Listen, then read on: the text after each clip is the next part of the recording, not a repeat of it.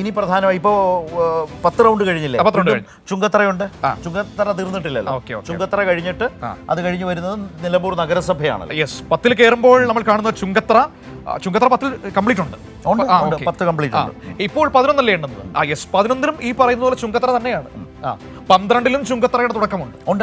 അതുണ്ട്. കാരണം അത് കഴിഞ്ഞ് നിലമ്പൂർ നഗരസഭ 12ാമത്തെ റൗണ്ടിൽ മാത്രമാണ് നിലമ്പൂർ നഗരസഭ ഉണ്ടാവുന്നത്. പക്ഷേ ഈ കണക്കനുസരിച്ചാണെങ്കിൽ ഈ പറയുന്നത് പോലെ നഗരസഭയിൽ ഈ ഒരു ഭൂരിപക്ഷത്തെ മറികടക്കാനുള്ള ഒരു എഡ്ജ് ഉണ്ടാകുമോ? ഇല്ല, അത് സ്വാഭാവികമല്ലേ. മുമ്പ് നമ്മൾ പറഞ്ഞല്ലോ, കാരണം ഈ ഒരു ട്രെൻഡ് വഴിക്കടവിൽ തുടങ്ങിയ ആ ഒരു ട്രെൻഡ് കീപ്പ് ചെയ്ത് മുന്നോട്ട് പോകുന്ന ഒരു പൊതുരീതിയാണ് കാണുന്നത്.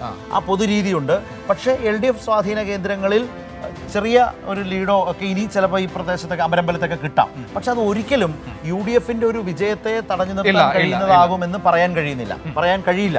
കാരണം അത്ര ആത്മവിശ്വാസം UDFന് വന്നു കഴിഞ്ഞു. UDF പ്രവർത്തകരൊക്കെ ആ നിലയിൽ അത് സ്വാഭാവികമാണ്. അവരെ സംബന്ധിച്ച് ഏറ്റവും സന്തോഷത്തിന്റെ ദിവസം കൂടിയാണ്. അപ്പോൾ ഏതായാലും കുറച്ച് ദിവസങ്ങളെങ്കിലും VD സതീശനൊക്കെ ചോദ്യങ്ങൾ കേൾക്കുക, അല്ലെങ്കിൽ ആ രീതിയിൽ സ്വന്തം അതായത് 19 റൗണ്ടിൽ തെരഞ്ഞെടുപ്പ് കമ്മീഷൻ പറയുന്നതനുസരിച്ച് 19 റൗണ്ടിൽ 9 റൗണ്ടുകൾ പൂർത്തിയായി കഴിയുമ്പോൾ 35,831 വോട്ടുകളാണ് ആര്യാടൻ ഷൗക്കത്ത് നേടിയിട്ടുള്ളത്. 35,831. M സ്വരാജ് നേടിയിട്ടുള്ളത് 30,383 വോട്ടുകളാണ് നേടിയിട്ടുള്ളത് എന്നതുകൂടിയുണ്ട്. അപ്പോൾ PV അൻവർ 10,467 വോട്ടുകൾ 9 റൗണ്ട് പൂർത്തിയാകുമ്പോൾ വാങ്ങിയിരിക്കുന്നു. ഒരു ക്ലിയർ ഫാക്ടർ ആയിട്ടുണ്ട്. അതെ. അപ്പോൾ 9 റൗണ്ട് കഴിയുമ്പോൾ കഴിഞ്ഞ തവണ നേടിയതിനേക്കാൾ വലിയ തോതിൽ സ്വാഭാവികമാണ്. അന്ന് അദ്ദേഹം നേടിയത് വെച്ച് ഒന്നും കമ്പാരിസൺ ഒന്നുമില്ല. പക്ഷേ 10,000 വോട്ട് ഇപ്പോൾ എന്ത് നേടി എന്നുള്ളതാണ് അൻവറിൻ്റെ കാര്യത്തിലുള്ളത്. അൻവർ മാധ്യമങ്ങളിലൂടെ കൊടുക്കാൻ ശ്രമിച്ചൊരു വലിയ പ്രചാരണമുണ്ട്. ആ വലിയ പ്രചാരണം എന്ന് പറയുന്നത് മണ്ഡലത്തിൽ ജയിക്കും, അല്ലെന്നുണ്ടെങ്കിൽ അദ്ദേഹത്തിന്റെ എല്ലാ കാൽക്കുലേഷനും പലതരം കാൽക്കുലേഷൻസ് മുന്നോട്ട് വെച്ചിരുന്നു. അതെല്ലാം ഇന്നലെ രാത്രി വരെ പറഞ്ഞതുണ്ട്. അപ്പോൾ ആ പറഞ്ഞതിൽ നിന്നൊക്കെ ഭിന്നമായിട്ട് ഇപ്പോൾ അൻവറിന്റെ കാര്യത്തിൽ വന്നിട്ടുള്ളത് 10,467 വോട്ടുകൾ അൻവർ പിടിച്ചിട്ടുണ്ട്. അതേസമയം മോഹൻ ജോർജ് 4,152 വോട്ടുകൾ മാത്രമാണ് 9 റൗണ്ട് കഴിയുമ്പോൾ BJP സ്ഥാനാർത്ഥി. അതുപോലെ സാദിഖ് നടുവത്തൊടി SDPI 1,116. ബാക്കിയോടെ പോലും ചോദിക്കേണ്ട. നമ്മൾ 400 വോട്ട് 452 വോട്ടായിരുന്നു. അതായത് രണ്ടാമത്തെ റൗണ്ട് എങ്ങാണ്ട് കഴിയുമ്പോഴാണ്. ഇപ്പൊ നമ്മൾ 11ാം റൗണ്ടിൽ എത്തിയപ്പോൾ അതിൽ എത്ര കൂട്ടി? ഇപ്പൊ വെറും 1,116 അത്രേ കൂടിയിട്ടുള്ളൂ. വളരെ പരിതാപകരമായ നിലയാണ്. അപ്പോൾ ഈ പറഞ്ഞതുപോലുള്ള വിവരങ്ങളൊക്കെ ഉണ്ട്. 279 വോട്ടാണ് ഈ 9 റൗണ്ട് കഴിയുമ്പോൾ നോട്ടയ്ക്ക് വീണിട്ടുള്ളത് കേട്ടോ. അതുകൂടി നോട്ട് ചെയ്ത് വെച്ചു. അപ്പോൾ ഏതായാലും നിലമ്പൂരിന്റെ തെരഞ്ഞെടുപ്പ് വോട്ടെണ്ണൽ അങ്ങനെ പുരോഗമിക്കുമ്പോൾ ഏകദേശം ഒരു ചിത്രം. അതെ, 11ാം റൗണ്ട് ആരംഭിച്ചിരിക്കുന്നു. ആ 10 റൗണ്ടുകൾ പൂർത്തിയായി. അതുവരെയുള്ള വിശദാംശങ്ങളാണ് പ്രേക്ഷകരുമായി പങ്കുവച്ചത്. 11ാം റൗണ്ടിന്റെ വിശദാംശങ്ങളിലേക്ക് പോകാം. ഇപ്പോൾ 6,402 വോട്ടുകൾക്കാണ് ഇപ്പോൾ 10 റൗണ്ടുകൾ പൂർത്തിയാകുമ്പോൾ ആര്യാടൻ ഷൗക്കത്ത് ആ മണ്ഡലത്തിൽ ലീഡ് ചെയ്യുന്നത്. ഏറ്റവും പ്രധാനപ്പെട്ട കാര്യങ്ങളാണ്. അതുപോലെ തന്നെ അവിടെ നിന്നുള്ള പ്രതികരണങ്ങളും ഒക്കെ പലതും വന്നു തുടങ്ങുന്നുണ്ട് എന്നത് പ്രധാനപ്പെട്ട കാര്യമാണ്. ഏതായാലും നിലമ്പൂർ തെരഞ്ഞെടുപ്പ് കഴിയുമ്പോൾ കൂടുതൽ ചർച്ചയാകാൻ പോകുന്നത് UDF രാഷ്ട്രീയമാകും എന്ന കാര്യത്തിലും സംശയമില്ല. പല നിലയ്ക്കുള്ള അഭിപ്രായങ്ങളും ഒക്കെ കടന്നു വരാനിടയുണ്ട് എന്നതുകൂടിയാണ്. അപ്പോൾ ജയം എന്നത് വരുമ്പോഴും ജയം കൊണ്ട് തീരുന്നതല്ല ഒരു രാഷ്ട്രീയ നിരീക്ഷണങ്ങൾ എന്നുള്ള യാഥാർത്ഥ്യം നിൽക്കുകയാണ്. അതിൽ ഒരുപാട് ഘടകങ്ങൾ വളരെ ഗൗരവമായി കടന്നു വരികയും ചെയ്യും. LDFനെ സംബന്ധിച്ച് ഏറ്റവും ശക്തമായ, കാരണം മതവർഗീയതയും ഒക്കെ ഏറ്റവും ശക്തമായി വളരെ പരസ്യമായി അഴിഞ്ഞാടിയ ഒരു തെരഞ്ഞെടുപ്പിൽ ഒരു വർഗീയവാദിയുടെയും വോട്ട് വേണ്ട എന്ന നിലപാടെടുത്ത് മുന്നോട്ട് പോയ ആര്യാടൻ മുഹമ്മദിന്റെ ഒരു 35 വർഷക്കാലത്തിന്റെ വികസന ലെഗസിയാണ് UDF പറഞ്ഞത്.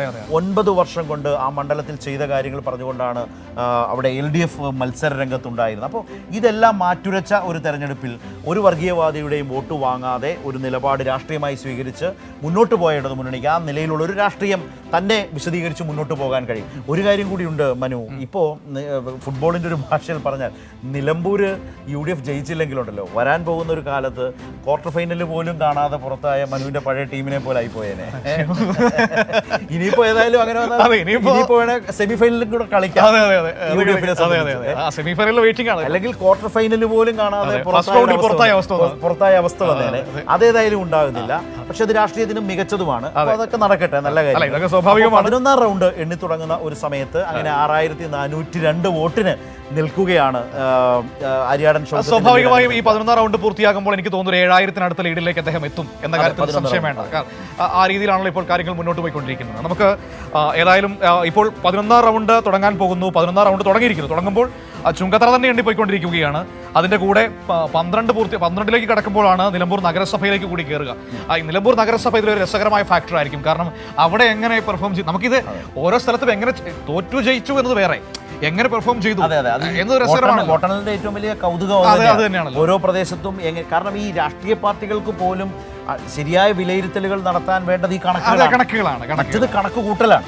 ആ കണക്കൂട്ടലുകൾ എവിടെ പിഴച്ചു, എവിടെയാണത് നേരെയായത് അല്ലെങ്കിൽ ഗുണമായത്. ഒരു രസകരമായ കമന്റ് പറയട്ടെ, ഒരു ഈ ക്രെഡിറ്റ് ഒരാൾക്ക് കൊടുക്കാനാകില്ല, ഒറ്റക്കെട്ടായി പൊരുതി എന്ന ഫസ്റ്റ് കമന്റ് വന്നിട്ടുണ്ട് അടൂർ പ്രകാശിന്റെ ഭാഗത്ത്.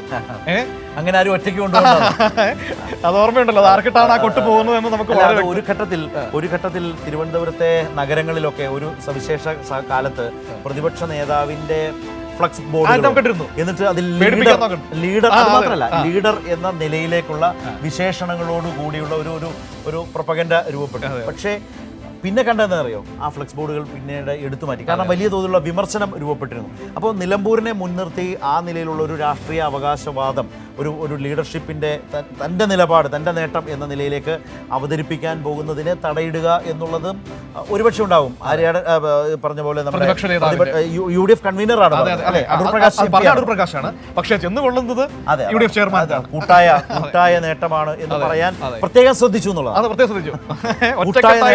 എന്ന് പറയുന്നതിൽ പ്രത്യേകം ശ്രദ്ധ അക്കാര്യത്തിൽ വന്നിട്ടുണ്ട്. ഏതായാലും അതൊക്കെ ഇനി വരുന്ന രാഷ്ട്രീയ വിശദീകരണങ്ങളുടെ വിജയത്തിന്റെ ക്രെഡിറ്റ് ഒറ്റയ്ക്ക് ആർക്കും എടുക്കാൻ കഴിയില്ല, കൊടുക്കാൻ കഴിയില്ല. എല്ലാവരും ഒറ്റക്കെട്ടായാണ് പ്രവർത്തിച്ചത്.